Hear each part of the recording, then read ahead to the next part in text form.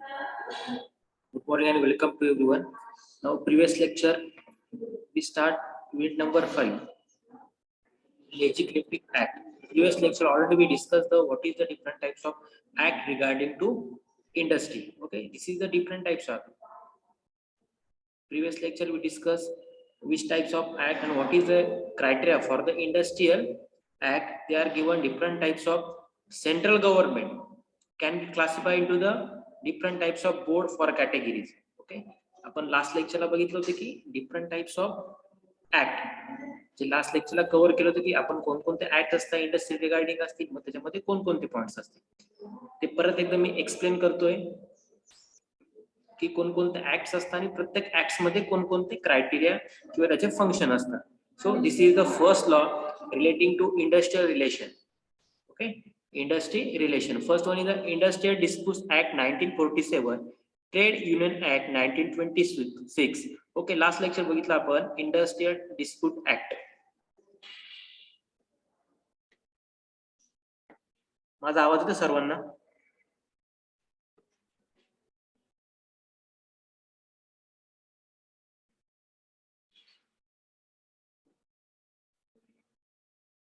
Okay, first is the Indian Dispute Act 1947 and second is the Trade Union Act 1926. Means industrial relationship, law relating to industrial relationship.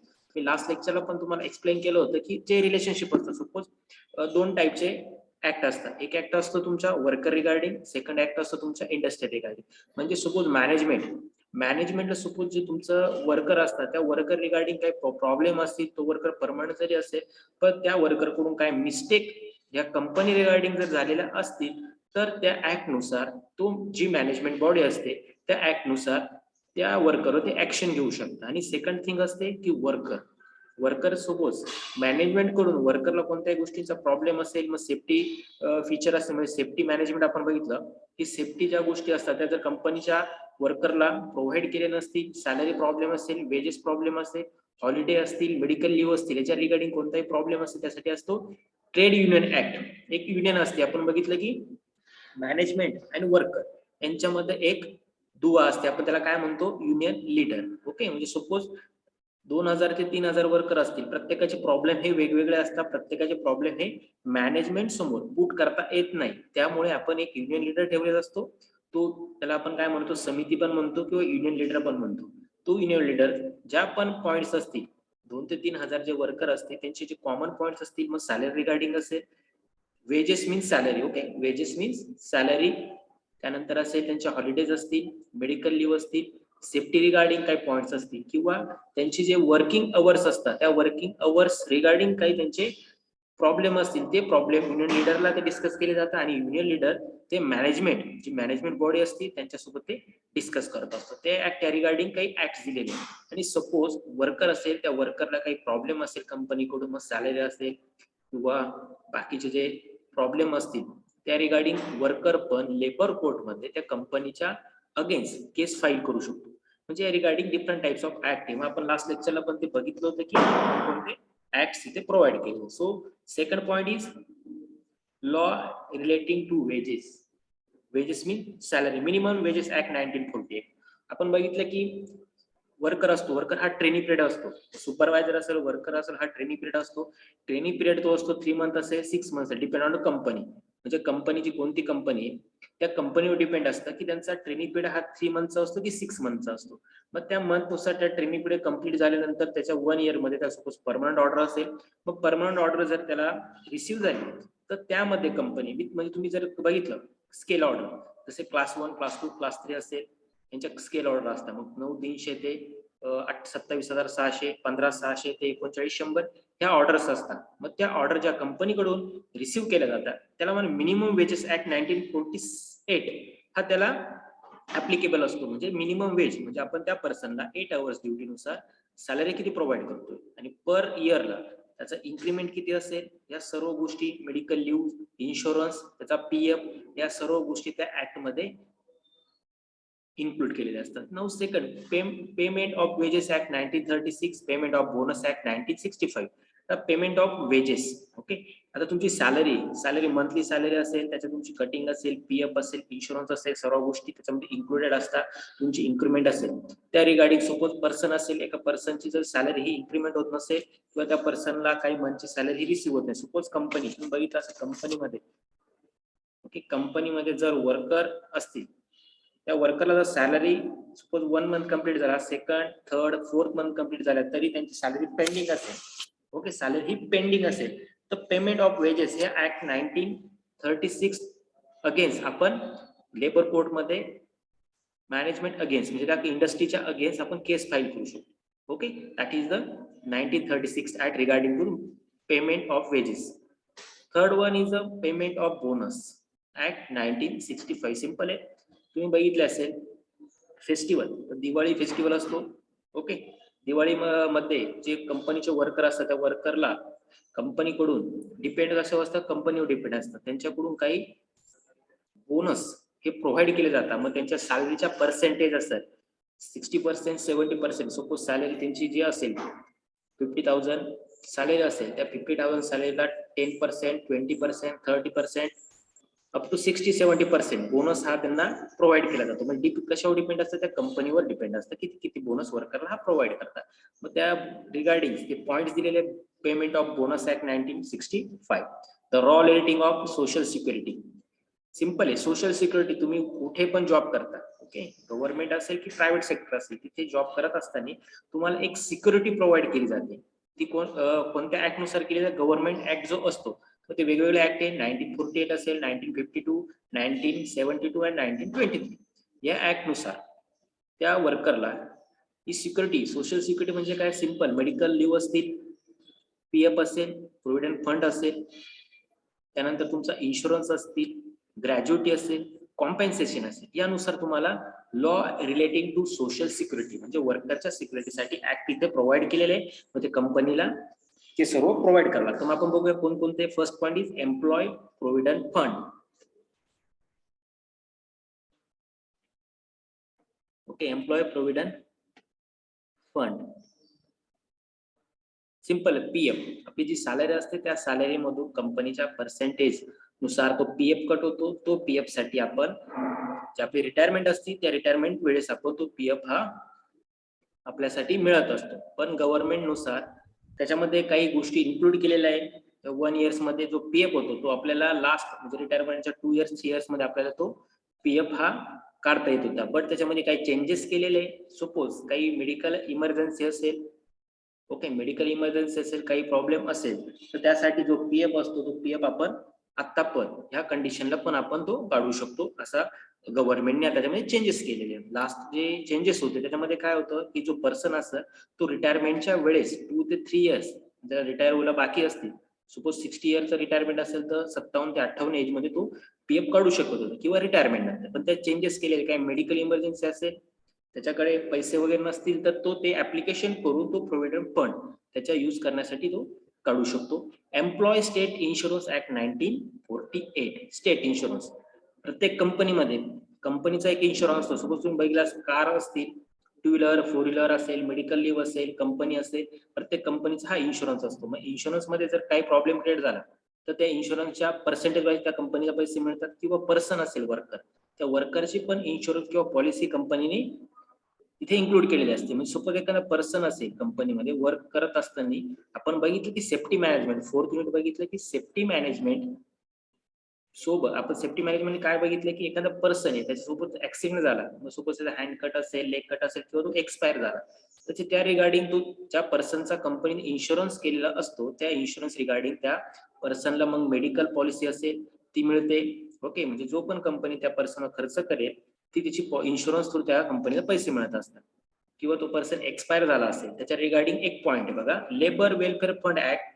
आता labour welfare act म्हणजे आपली सॅलरीमध्ये तुम्ही जर बघितलं की organisation असेल, मग एज्युकेशन सेक्टर असेल किंवा कंपनी सेक्टर असेल, त्याच्यामध्ये काही कटिंग असते. प्रत्येक याच्यामध्ये काही कटिंग असते. मग ते 1 रुपया असू शकतो की आपण एखाद्या ट्रस्टला पण देऊ शकतो. मग बॉडी असते, बॉडी हे सर्व डिस्कशन करते की प्रत्येक पर्सन मधून 100 रुपीज, 1 रुपीज, 2 रुपीज, म्हणजे प्रत्येक ऑर्गनायझेशन हे वेगवेगळं असतं, स्टेट नुसार असतं, ऑर्गनायझेशन नुसार असतं. आपल्या सारखं जसा पीएफ कट होतो तसाच काही शॉर्ट अमाऊंट, एकदम मिनिमम अमाऊंट म्हणजे 100 रुपीज, 50 रुपीज कट होत असतात. मग ते एखाद्या ट्रस्टला देऊ शकता, जे कलेक्ट होता पैसे ते ट्रस्टला देऊ शकता, कुठे हेल्थ फेअरला देऊ शकता, वेलफेअर फंड मध्ये देऊ शकता. ओके, त्यानंतर पेमेंट ऑफ ग्रॅज्युटी ऍक्ट 1972. आता पेमेंट ऑफ ग्रॅज्युटी सिंपल आहे. सपोज वर्कर आहे, त्या वर्करला ग्रॅज्युटी मिळत असते, त्या सॅलरीच्या पर्सेंटेज ग्रॅज्युटी मिळत असते. ती ग्रॅज्युटी ही त्याला रिटायरमेंट टाइम मिळत असते. ओके, सपोज ही ऍक्ट दिले law relating to social security, हे जवळ ऍक्ट दिलेले, या ऍक्ट नुसार सपोज त्यांना स्टेट इन्शुरन्स नसेल, हे गरजेचं आहे, स्टेट इन्शुरन्स नसेल तर तो लेबर कोर्ट मध्ये केस फाईल करू शकतो. सपोज त्याला प्रोव्हिडंट फंड जर प्रोव्हाइड केला नाही कंपनी तरी तो लेबर कोर्ट मध्ये केस फाईल करेल. किंवा ग्रॅज्युटी, सिंपल एक्झाम्पल देतो, payment of gratuity act 1972.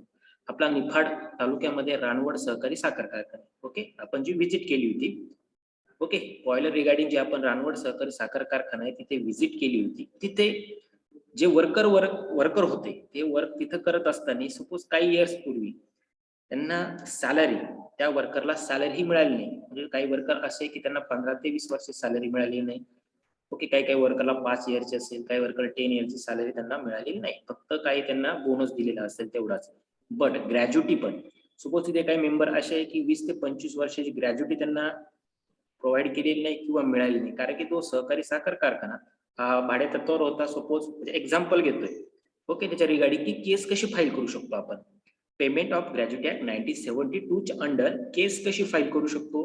Ranvad सहकारी साखर कारखाना आहे, तिथले वर्कर आहे, त्या वर्करची म्हणजे डिपेंड ऑन वर्कर, म्हणजे तो कधी तिथे जॉईन झाला त्याच्यावर डिपेंड आहे. काही वर्करची 5 वर्षाची असेल, काहींची 10 वर्ष, काहींची 15. बट जी ग्रॅज्युटी होती 80%, ग्रॅज्युटी जी होती जी 80% वर्करची ग्रॅज्युटी ही पेंडिंग होती. म्हणजे आपण एक्झाम्पल घेतो शुगर फॅक्टरी, रानवड शुगर फॅक्टरीची, तर तिथे वर्करची ग्रॅज्युटी ही 80% म्हणजे 10 मेंबर मध्ये 8 लोकांची 20 वर्षाची ग्रॅज्युटी ही बाकी आहे. ओके, मग ती ग्रॅज्युटी जर आपण एक एक्झाम्पल घेतलं, अझ्युम केलं, तर एका पर्सनचे सॅलरी ची ग्रॅज्युटी, सपोज एखादा पर्सन आहे, आपण त्यांनी 20 वर्ष सर्व्हिस केलेली, त्या 20 वर्ष सर्व्हिसची ग्रॅज्युटी त्याची 12 ते 15 लाख रुपये पेंडिंग आहे त्या शुगर फॅक्टरीकडे. मग सपोज आता तो साखर कारखाना बंद होता, बंद असताना, तो साखर कारखाना बंद असताना त्यांचे पैसे, त्यांना सॅलरी पण मिळाली नाही आणि त्यांना ग्रॅज्युटी पण मिळाली नाही. मग त्या साखर कारखान्याचे जे वर्कर होते, जी बॉडी होती, त्यांनी सर्वांनी मिळून कोर्टमध्ये, मग लेबर कोर्ट असेल त्या लेबर कोर्टमध्ये केस फाईल केली अगेन्स्ट शुगर फॅक्टरी, किंवा जी शुगर फॅक्टरी त्याच्या अंडर असेल, म्हणजे भाडेतत्व त्यांच्या अंडर असेल, त्यांच्या अंडर त्यांनी केस फाईल केली. कशासाठी केस फाईल केली, कोणत्या ऍक्ट नुसार, 1972 ऍक्ट नुसार. रानवड सहकारी कारखाना आहे, त्यातील वर्कर आणि बॉडी यांनी कोर्टमध्ये केस फाईल केली की जे वर्कर आहे त्यांची 20 ते 25 वर्षाची सॅलरी प्लस ग्रॅज्युटी ही 12 ते 15 लाख रुपये पर पर्सनची ग्रॅज्युटी बाकी आहे, त्याच्या रिगार्डिंग त्यांनी केस फाईल केली. त्यात त्यांनी डॉक्युमेंटेशन सबमिट केलं की प्रत्येक पर्सनची किती ग्रॅज्युटी बाकी आहे, त्याची सॅलरी किती होती, त्याचे किती इयरचे पेमेंट बाकी आहे, ग्रॅज्युटी बाकी, हे सर्व कॅल्क्युलेशन तिथे केलेले आहे. ओके, त्यानुसार त्यांनी कोर्टमध्ये केस फाईल केली, कोणाच्या अगेन्स्ट, शुगर फॅक्टरी अगेन्स्ट. मग सपोज कोर्ट आहे, कोर्टने काय केलं, त्या टाइमला केस फाईल केली, त्या टाइमला त्या शुगर फॅक्टरीमध्ये जो पण स्टोरेज, शुगरचे ज्या स्टोरेज होते, शुगर फॅक्टरीमध्ये सपोज जे आपले शुगर असतं त्याचे जे स्टोरेज असेल ते सगळं स्टोरेज काय केलं, कोर्टने त्यांच्या ताब्यामध्ये घेतलं. म्हणजे सपोज आपण ऍक्ट जर बघितला हा 1972, त्याचा एक आपलं एक्झाम्पल आहे, म्हणजे ओरिजिनल एक्झाम्पल आहे, की ऍझ्युम केलेलं एक्झाम्पल नाही, रिअल एक्झाम्पल आहे. की सपोज ग्रॅज्युटीसाठी वर्करनी, शुगर फॅक्टरीच्या वर्करनी केस फाईल केली. केस फाईल केल्यानंतर त्यामध्ये कोर्टने जे पण साठा होता साखरेचा, तिथे जे स्टोरेज होतं, जेवढं पण स्टोरेज असेल ते त्यांनी कोर्टने त्यांच्या ताब्यामध्ये घेतलेलं आहे. ते घेतल्यानंतर कोर्टने ती जी पण साखर होती ती पूर्ण सेल केली मार्केटमध्ये. ही कशासाठी, की जे वर्कर आहे त्यांची ग्रॅज्युटी आणि सॅलरी ही पेंडिंग आहे, ती पेंडिंग सॅलरी त्यांना देण्यासाठी, ही सॅलरी पेंडिंग त्यांना देण्यासाठी जी साखर कारखान्यामध्ये स्टोअर केलेली शुगर होती ती सर्व त्यांनी कारखाने कोर्टाने ही सेल केली, त्यांच्या ताब्यात घेऊन सेल केली. मग जवळजवळ 2 वर्ष आधी, 2 ते 3 वर्ष आधी त्या सॅलरी, म्हणजे सपोज त्या स्टोरेज मधली जी साखर होती त्या साखरची सेल केली, किती करोडला सेल केली, 55 कोटी. ओके, म्हणजे सपोज वर्करनी कोर्टात केस फाईल केली की म्हणजे 20 ते 25 वर्षाची सॅलरी प्लस ग्रॅज्युटी आम्हाला 1972 ऍक्ट नुसार आम्हाला रिटर्न पाहिजे. कोर्टमध्ये ती केस फाईल केल्यानंतर कोर्टामधली जी स्टोरेज साखर होती ती स्टोरेज साखर कोर्टाने त्यांच्या ताब्यात घेतल्यानंतर ती सेल केली. ती सेल केल्यानंतर ती 55 कोटीला ती सेल केल्या गेली आणि ते 55 कोटी हे कुठे जमा आहे? कोर्टामध्ये जमा आहे. ओके, जेव्हा पण ह्या केसचा 1972 नुसार वर्करने जी केस फाईल केली त्यांच्या सॅलरीसाठी आणि ग्रॅज्युटीसाठी, हा जेव्हा रिझल्ट लागेल, सपोज 2 वर्षापूर्वी 55 कोटी हे कोर्टाकडे जमा आहे. जेव्हा रिझल्ट लागेल तेव्हा ते रिझल्ट लागल्यानंतर प्रत्येक पर्सनला त्याची सॅलरी ग्रॅज्युटी ही कोर्टाकडून त्याच्या अकाउंटला जमा केली जाईल. या प्रकारे इंडस्ट्रीमध्ये म्हणजे आपण वेगवेगळ्या प्रकारचे ऍक्ट असतात, त्या ऍक्ट नुसार आपण लेबर कोर्टमध्ये अपील करू शकतो आणि अपील केल्यानंतर आपली अपील ही जर योग्य असेल तर त्या अपील केलेल्या केसचा हा रिझल्ट कोर्ट देत असतं. मग आता सिंपल एक्झाम्पल तुम्हाला दिलेलं आहे शुगर फॅक्टरीचं, की त्यांची ग्रॅज्युटी पेमेंट बाकी होतं, त्यांनी कोर्टमध्ये फाईल केल्यानंतर कोर्टाने त्याच्यावर डॉक्युमेंटेशन सबमिट केलं, कोणते पर्सन आहे, किती अमाऊंट होते, ती अमाऊंट केल्यानंतर जी शुगर होती साखर जी साठा होता तो पूर्णपणे सेल केला. तो किती 55 करोडला सेल केला गेलाय. ती अमाऊंट कोर्टमध्ये जमा आहे. जेव्हा पण तो रिझल्ट लागेल, ओके, कोर्टाचे रिझल्ट हे पूर्ण लेट येत असतात, पण जेव्हा पण रिझल्ट लागेल तेव्हा त्या प्रत्येक वर्करला त्याची ग्रॅज्युटी सॅलरी त्याच्या अकाउंटमध्ये सबमिट होईल. पण वर्करची ग्रॅज्युटी सॅलरी ही पेंडिंग होती, ही केस 1972 याच्यानुसार आपण अपील करू शकतो. सपोज जर गव्हर्नमेंटनी जो law relating to social security मध्ये पेमेंट ऑफ ग्रॅज्युटी ऍक्ट 1972 त्यात जर इन्क्लूड केलेला नसता, सपोज 1972चा ऍक्ट हा इन्क्लूड केलेला नसता, तर जे वर्कर आहे आता त्यांची सॅलरी बाकी होती, ग्रॅज्युटी बाकी होती, तर त्यांना कोर्टामध्ये कोणत्या ऍक्ट नुसार सुद्धा केस फाईल करता आली नसती. त्यामुळे सपोज गव्हर्नमेंट जो आपल्याला ऍक्ट दिलेला आहे पेमेंट ऑफ ग्रॅज्युटी 1972 याच्या अंतर्गत आपल्याला कोर्टमध्ये केस फाईल करता आली आणि केस आपल्याला तिथे पुट करता आली. सपोज हा ऍक्ट नसता तर आपल्याला केस कोणत्या ऍक्ट नुसार फाईल करायचे हे तिथे इन्क्लूड नसतं. ओके, या प्रकारचे ऍक्ट दिलेले. मग आता एम्प्लॉय कॉम्पेन्सेशन, आता 1923 सिंपल आहे. एम्प्लॉय कॉम्पेन्सेशन सांगतो. सिंपल आहे, गव्हर्नमेंट मध्ये तुम्ही बघितलं की सपोज गव्हर्नमेंट पर्सन असेल, मग आर्मी असेल किंवा अदर कोणी पर्सन असेल, एक्सपायर झाल्यानंतर सपोज तो पर्सन सपोज काही ऍक्सिडेंट झाला, एक्सपायर झाल्यानंतर त्याला कॉम्पेन्सेशन गव्हर्नमेंट प्रोव्हाइड करत असतं. ओके, गव्हर्नमेंटचं कॉम्पेन्सेशन त्यांना प्रोव्हाइड होतं. तसंच कॉम्पेन्सेशन म्हणजे ऑन ड्युटी, तर तुम्ही पोलीस बघितले, इतर कर्मचारी बघितले, म्हणजे सपोज पोलीस असेल, आर्मी असेल, यांच्यामध्ये जे पर्सन शहीद, आपण त्यांना शहीद म्हणतो, जे शहीद होतात त्यांना गव्हर्नमेंट ही कॉम्पेन्सेशन देत असतं. म्हणजे कोणत्या ऍक्ट नुसार? 1923 ऍक्ट असतो. म्हणजे त्यांच्यात पण गव्हर्नमेंटमध्ये पण ऍक्ट असतो आणि प्रायव्हेट सेक्टरमध्ये पण असतो. म्हणजे प्रायव्हेट सेक्टरमध्ये आपण इंडस्ट्री जर बघितली, ऑन ड्युटी, जर ऑन ड्युटी एखाद्या पर्सनचा हँड, लेग, आईज कोणताही डॅमेज झालं असेल वर्क करत असताना, तर वर्क करत असताना कोणताही पार्ट हा डॅमेज झाले असेल तर कंपनीचा या ऍक्ट नुसार, कॉम्पेन्सेशन ऍक्ट नुसार त्या वर्करला जे कॉम्पेन्सेशन बनतं मग ते प्राइस मध्ये असतं, ओके, ते त्या वर्करला प्रोव्हाइड करणं हे इम्पॉर्टंट असतं. म्हणजे सपोज एक पर्सन आहे, कंपनीमध्ये वर्क करत असताना त्याचा लेग कट झाला, पण तो त्या मशीनवर जर वर्क करू शकत नसेल तर कॉम्पेन्सेशन त्याला एक अमाऊंट पेड करावं लागते. सपोज 10 इयर्स सर्व्हिस बाकी असेल तर त्याला जी 10 इयर्सची सर्व्हिस बाकी त्या पूर्ण 10 वर्षाची सॅलरी त्याला पेड करावी लागते. किंवा त्यासोबत त्या पर्सनचा कोणी फॅमिली मेंबर असेल तर त्या फॅमिली मेंबरला आपण तिथे जॉबसाठी रिकमेंडेड करू शकतो. हे कॉम्पेन्सेशन ऍक्ट असतं 1923 नुसार. अजून एक एक्झाम्पल, सपोज एखादा पर्सन एक्सपायर झाला कंपनीमध्ये, ऍक्सिडेंट झाला कंपनीमध्ये सपोज आणि एक्सपायर झाला, तर त्याची एक अमाऊंट असते, कॉम्पेन्सेशन अमाऊंट असते, तर कंपनीने त्या वर्करला ती अमाऊंट ही पेड करावी लागते. आणि पेड केल्यासोबत त्या फॅमिली मेंबर, त्याच्यातला कोणी फॅमिली मेंबर असेल त्या फॅमिली मेंबरला, त्यामध्ये ब्लड रिलेशन हे इम्पॉर्टंट असतं. ब्लड रिलेशन जो फॅमिली मेंबर असेल त्याला त्या कंपनीमध्ये ती कंपनी जॉब प्रोव्हाइड करते. म्हणजे कॉम्पेन्सेशन मध्ये दोन गोष्टी असतात, त्याला ती अमाऊंट पण पेड करते, ओके, आणि जॉब पण तिथे प्रोव्हाइड करत असते. सपोज हा ऍक्ट कशासाठी दिलेला आहे? सपोज वर्कर आहे, वर्कर सपोज ऍक्सिडेंट झाला, त्याचा लेग कट झाला किंवा हँड कट झाला आणि तो सपोज वर्क करू शकत नसेल आणि त्याची सर्व्हिस 10 वर्ष ही सर्व्हिस जर पेंडिंग असेल आणि तो कोणतंही वर्क करू शकत नसेल आणि कंपनीने जर त्याला कोणतंही कॉम्पेन्सेशन दिलं नाही आणि कंपनीमधून त्याला सपोज फायर केलं म्हणजे काढून टाकलं, तर त्या टाइमला तो वर्कर ह्या ऍक्ट नुसार कंपनीवर केस फाईल करू शकतो. कंपनीमध्ये हा ऍक्सिडेंट क्रिएट झालेला होता, त्यांनी मला सपोज कंपनीमधून जॉब असेल तो जॉब काढून टाकला असेल आणि कोणतेही कॉम्पेन्सेशन दिले नसेल, तर तो त्या कंपनीच्या अगेन्स्ट या ऍक्ट नुसार तो वर्कर केस फाईल करू शकतो. त्यामुळे तुम्ही भरपूर ठिकाणी बघा, कंपनीमध्ये ऍक्सिडेंट झाला असेल तर कंपनी त्यांचं जे कॉम्पेन्सेशन ऍक्ट असतो त्याच्यानुसार त्यांना अमाऊंट पण पेड करते आणि जॉब पण रिकमेंड करते. म्हणजे ब्लड रिलेशन मध्ये जो असेल त्याला जॉब पण तिथे रिकमेंड करत असते. या प्रकारचे आपण बघतोय law relating to social security act. कोणकोणते होते? Provident fund, state insurance act, welfare fund, gratuity, compensation. आता तुम्ही स्टुडंट थर्ड इयरला स्टुडंट आहे, सपोज तुम्ही पास आउट झाल्यानंतर कंपनी जॉब करणार, सुपरवायझर म्हणून जॉब केला किंवा 5 वर्षानंतर पण कंपनी जॉब केला, तर हे ऍक्ट तुम्हाला माहित पाहिजे.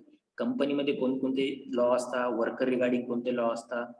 ओके, आपण सुपरवायझर मग आपली रिस्पॉन्सिबिलिटी काय आहे, ऍक्ट कोणकोणते असतात, ऍक्ट नुसार आपल्यावर पण कोणता ऍक्ट लागू होतो किंवा आपल्या अंडर पण कोणता ऍक्ट होतो, हे सर्व आपल्याला माहित पाहिजे. Gratuity act, compensation, fund act, state insurance आणि provident fund. Okay, this is the different types of act for including in a law relating to social security.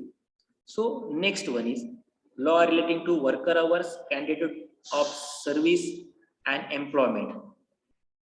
Suppose आता काही डिफरंट ऍक्ट दिलेले आपण बघितले, ते तो थर्ड पॉईंट बघितला, हा थर्ड पॉईंट पूर्ण वर्कर रिलेटेड होता. म्हणजे जसं वर्करला गव्हर्नमेंट थ्रू काय ऍक्ट प्रोव्हाइड केलेले, त्यानुसार कंपनीला पण काय ऍक्ट प्रोव्हाइड केलेले असतात. Factory act 1948, industrial employment act 1946, shop and commercial establish act, contract labour. Simple आहे. आता जे ऍक्ट दिलेले फॅक्टरी ऍक्ट म्हणजे कंपनी इन्स्टॉल करत असताना सपोज तो पर्सन वर्क, कंपनीला जो मॅनेजमेंट असते, जो ओनर असतो, त्याला काय ऍक्ट नुसार ते वर्क कम्प्लीट करावं लागतं. मग कंपनीचा एरिया असेल, प्रत्येक फ्लोर असेल, प्रत्येक मशीन असेल, प्रत्येक मशीन मधला डिस्टन्स असेल, प्रत्येक मशीनवर एक वर्कर किती अवर्स वर्क करणार आहे, त्याच्यानंतर सेफ्टी कोणकोणत्या यूज करणार, हे सर्व ऍक्ट हे कंपनीच्या जी मॅनेजमेंट बॉडी असते किंवा ओनर असतो त्यांना हे ऍक्ट लागू होतात.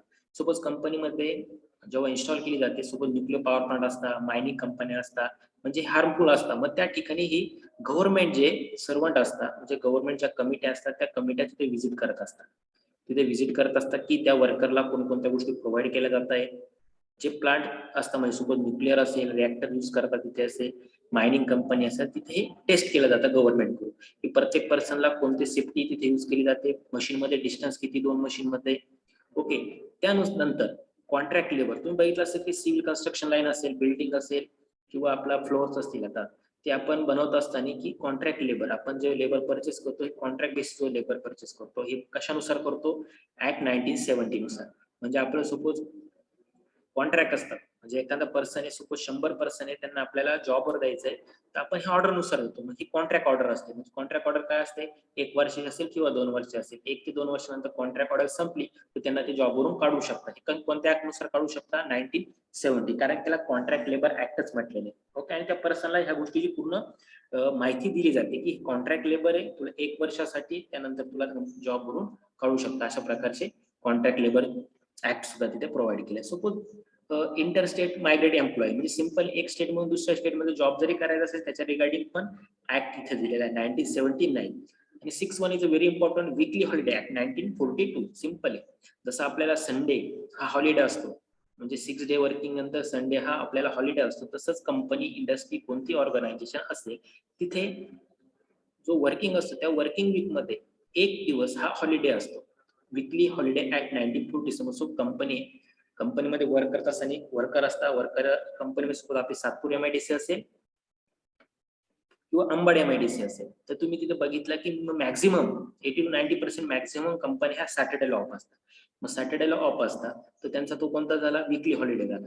सपोज कंपनीमध्ये सॅटर्डेला जर वर्करला जर तो ऑफ दिला नाही, फर्स्ट वीक कसं ठीक आहे, मार्च एंडिंग असेल किंवा कंपनीला लोड असेल, तर त्या लोड नुसार सॅटर्डे जर वर्करला कंपनीमध्ये जर बोलवलं गेलं, सॅटर्डेला कंपनीमध्ये वर्करला जर बोलवलं गेलं असेल, तर त्याला कंपनीला त्याला ते एक्स्ट्रा पेमेंट हे पेड करावं लागतं. म्हणजे फॉर एक्झाम्पल सपोज तो वर्कर 8 आवर्स ड्युटी करत असेल, तर तुमचं supervisor, manager, plant head, CEO हे जे असतात, हे तुमचे जे मॅनेजमेंट मध्ये असतात ते पर्सन, त्यांनी जर 8 आवर्स ड्युटी असेल पण त्यांनी 10 आवर्स केली, 12 आवर्स तरी ड्युटी केली, त्यांना एक्स्ट्रा पेमेंट हे दिलं जात नाही. ओके, म्हणजे अवर बेसिस जे पेमेंट असतं एक्स्ट्रा ड्युटी हे त्यांना दिलं जात नाही. कोणते मेंबर असतील त्याच्यात?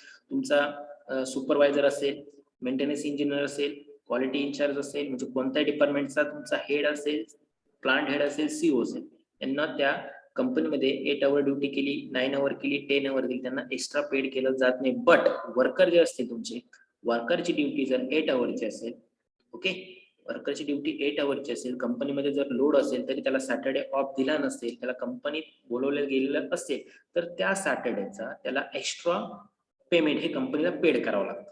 म्हणजे जरी त्यांनी 8 आवरच्या ठिकाणी सपोज 10, 12, 14 आवर जर ड्युटी केली, तर त्या आवर बेसिस सपोज 6 आवर त्यांनी एक्स्ट्रा ड्युटी केली, म्हणजे 8 आवर्स त्याच्या जॉबचे प्लस 6 आवर ही एक्स्ट्रा ड्युटी केली, तर कंपनीला त्या 6 आवरचं पेमेंट ह्या वर्करला प्रोव्हाइड करावं लागतं. सपोज वर्करला वीकली हॉलिडे प्रोव्हाइड केला नाही, सॅटर्डे हा वीकली हॉलिडे हा प्रोव्हाइड केला गेला नाही, तर वर्कर जे युनियन असतं, त्या कंपनीचं जे युनियन असतं, ते युनियन लीडर असेल किंवा जे कंपनीचे सर्व वर्कर मिळून त्या कंपनीवर कोर्टमध्ये केस फाईल करू शकता. कोणत्या ऍक्ट नुसार? 1942 ऍक्ट नुसार, की वीकली हॉलिडे हा प्रोव्हाइड केलेला असेल, तुमच्या ऑर्डर मध्ये असेल आणि ऍक्ट मध्ये पण गव्हर्नमेंटने प्रोव्हाइड केलेला आहे.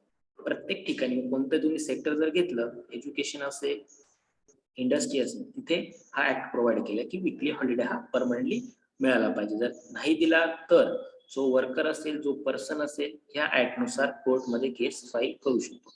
National festival holiday act, last लेक्चरला पण आपण डिस्कस केलं की national festival act of respective state 1963. Simple आहे. जसं एज्युकेशन मध्ये, एज्युकेशन सेक्टर मध्ये कोणताही नॅशनल हॉलिडे असेल किंवा फेस्टिवल असेल, तिथे आपल्याला हॉलिडे प्रोव्हाइड केला जातो. ओके, मग तो कोणताही पण असू शकतो. ओके, आता सपोज आपला 25 तारखेला क्रिसमस नाताळ असेल, नंतर मकर संक्रांत असेल, 26 जानेवारी असेल, सोबत जयंती असेल. ओके, तर ह्यासाठी आपल्याला एज्युकेशन सेक्टरमध्ये हॉलिडे प्रोव्हाइड केले जातात. ओके, हे फिक्स असतात.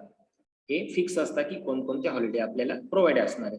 तसंच कंपनीमध्ये जे नॅशनल हॉलिडे असतात, ओके, फक्त नॅशनल, आपल्याकडे नॅशनल हॉलिडे पण आणि जे फेस्टिवल पण असतात, ते सर्व आपल्याला इथे हॉलिडे प्रोव्हाइड केले जातात एज्युकेशन मध्ये सपोज.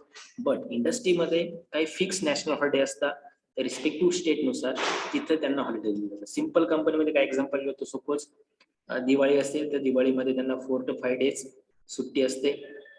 2 ऑक्टोबर, ओके, 2 ऑक्टोबर असेल, ईद असेल, क्रिसमस असेल, 26 जानेवारी, 15 ऑगस्ट, म्हणजे त्याच्यामध्ये सपोज 5 to 6 जे नॅशनल हॉलिडे मध्ये इन्क्लूड असतात, तेच कंपनी सुट्ट्या तिथे प्रोव्हाइड करत असते. सपोज आपल्या जयंती असतात, त्या जयंतीला कोणती सुट्टी कंपनी प्रोव्हाइड करत नसते. ओके, मकर संक्रांत असेल, बाकीचे जे छोटे छोटे सण असतात, म्हणजे आता दिवाळी हा मोठा फेस्टिवल आहे, तर कंपनी त्यांना 4 to 5 डेज त्यांना हॉलिडे प्रोव्हाइड करत असते. पण आपल्याकडे खूप सारे सण असतात, त्याचे मग जे सण असतात त्या सणांची सुट्टी कंपनी, म्हणजे फेस्टिवल असतात ते, त्या फेस्टिवलला ती प्रोव्हाइड करत नाही. फक्त नॅशनल हॉलिडे कोणता, सपोज 26 जानेवारी असेल, 15 ऑगस्ट असेल, म्हणजे डिपेंड ऑन कंपनी, तर कंपनी कोणती त्यावर डिपेंड असतं. पण मॅक्झिमम कंपन्या जे नॅशनल हॉलिडे असतात त्यांनाच हॉलिडे प्रोव्हाइड करत असतात. मग 26 जानेवारी असेल, 15 ऑगस्ट असेल, 2 ऑक्टोबर असेल, ईद असेल, क्रिसमस असेल आणि तुमची दिवाळीचे फेस्टिवल असेल, याच मॅक्झिमम कंपनी हॉलिडे प्रोव्हाइड करत असतात. त्यामुळे रिस्पेक्टिव्ह स्टेट मध्ये, आता काही स्टेट मध्ये असतात की त्यांचे फेस्टिवल मध्ये असतात. सपोज गुजरात असेल, तर गुजरातमध्ये सपोज नवरात्र हा फेस्टिवल जास्त प्रमाणात तिथे मोठा फेस्टिवल असतो. मग त्या ठिकाणच्या कंपन्या असतील तर ते नवरात्रमध्ये त्यांना हॉलिडे प्रोव्हाइड करू शकतात. म्हणजे त्या स्टेटवर डिपेंड असतं. प्रत्येक स्टेटचा कोणता तरी एक मोठा फेस्टिवल असतो, त्या फेस्टिवलला ते तिथे हॉलिडे प्रोव्हाइड करत असतात. म्हणजे आपण ह्या ऍक्ट नुसार सपोज आपल्याला नॅशनल हॉलिडे, सपोज कंपनीला जर 2 ऑक्टोबर, 15 ऑगस्ट, 15 ऑगस्ट, 26 जानेवारी ह्या सुट्ट्या एज्युकेशन सेक्टर असेल किंवा कंपनी सेक्टर असेल जर प्रोव्हाइड केल्या नाही, सपोज एक कंपनी एक्झाम्पल घेऊया, कंपनीने जर 26 जानेवारी, 15 ऑगस्टला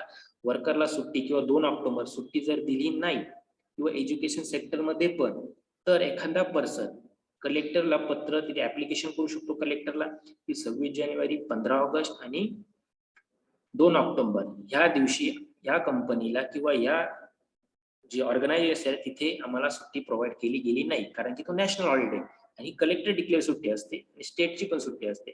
तर तो पर्सन कलेक्टरला ऍप्लिकेशन करून त्या कंपनी अगेन्स्ट केस पण फाईल करू शकतो. ओके, म्हणजे नॅशनल आणि फेस्टिवल हॉलिडे ऍक्ट नुसार. The next one is a plantation labour act 1951.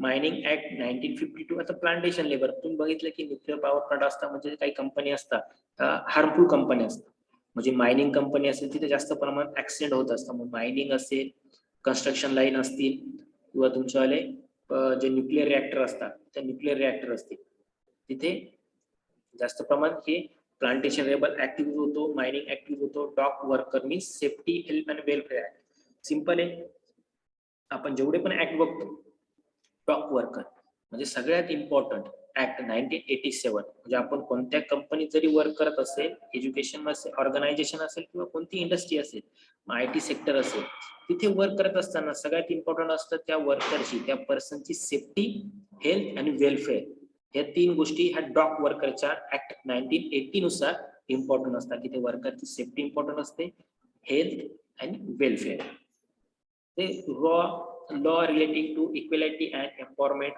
of women equal suppose maturity benefit act असेल 1970 आता आपण बघितलं असेल की कंपनीमध्ये जसं गव्हर्नमेंट असतं तर गव्हर्नमेंट मध्ये सपोज एखाद्या वॅकन्सी क्रिएट झाल्या क्लास 1 क्लास 2 च्या वॅकन्सी क्रिएट झाल्या तर त्या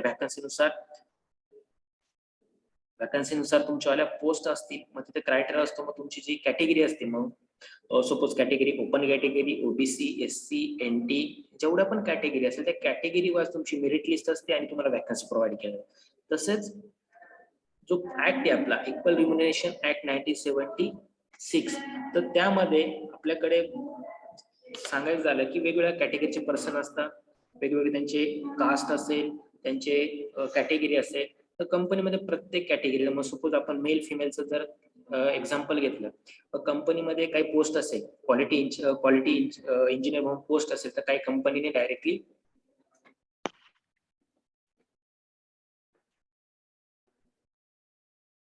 ओके कंपनीने डायरेक्टली काय केलेलं असतं तिथे वॅकन्सी क्रिएट केल्या असतात वॅकन्सी कशा असतात सपोज 10 वॅकन्सी असेल क्वालिटीसाठी ओके 10 वॅकन्सी ह्या क्वालिटीसाठी जर प्रोव्हाइड केलेल्या असतील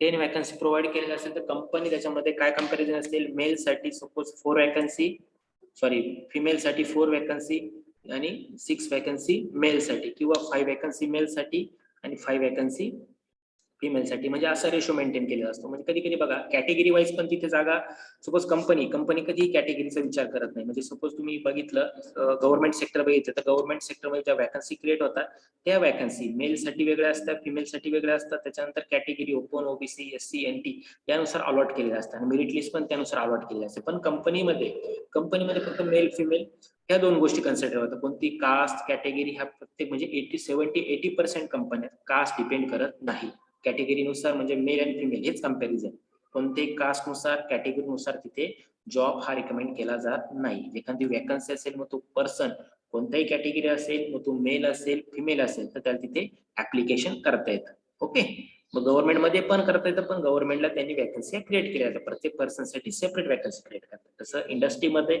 एखादी सपोज ऍडव्हर्टाईज आली असते इंडस्ट्रीमध्ये की क्वालिटी इंचार्ज म्हणून तिथे रिक्वायरमेंट आहे 2 पर्सन तिथे मेन्शन केलं असतं 1 पर्सन इज अ मेल आणि another one is a female म्हणजे एक पर्सन असेल तो मेल साठी घेतला जाईल आणि एक दुसरा असेल तो फिमेल साठी घेतला जाईल मग तिथे कोणत्याही कास्टचे किंवा ज्याच्याकडे एक्सपिरियन्स असेल किंवा बॅचलर असेल तिथे कन्सिडर केलं असतं नोट केलेलं असतं सर्व पर्सन तिथे ऍप्लिकेशन करू शकता आणि एक कॅन्डिडेट हा मेलचा घेतला जाईल आणि एक फिमेलचा घेतला जाईल बट त्याच्यामध्ये कोणतीही कॅटेगरी कास्ट रिकमेंड करत नाही ओके इन्क्लूड नसते इंडस्ट्रीमध्ये गव्हर्नमेंट सेक्टर सोडलं तर इंडस्ट्रीमध्ये तसं कोणताही ऍक्ट नसेल सपोज एखाद्या कंपनीमध्ये कास्ट नुसार जर तिथे सपोज आता डिफरंट टाइप्स ऑफ कास्ट असतात कॅटेगरी असतात जर तिथे जर एखाद्या कंपनीमध्ये कोणाला वर्करला किंवा पर्सनला असं ऑब्झर्व झालं की ते कॅटेगरीनुसार तिथे भरताय तर ते ह्या ऍक्ट नुसार कोर्टमध्ये अपील करू शकतात that is a different types of law regarding to equality and empowerment म्हणजे समानता ओके समानता कंपनीमध्ये प्रोव्हाइड केली असते equal remuneration act 1976 maturity benefit act 1971 and last two is a bonded labor system child labor you know what is the child labor act 1986 next lecture we discuss on the what is the child labor and that's a law relating to employment and training means operating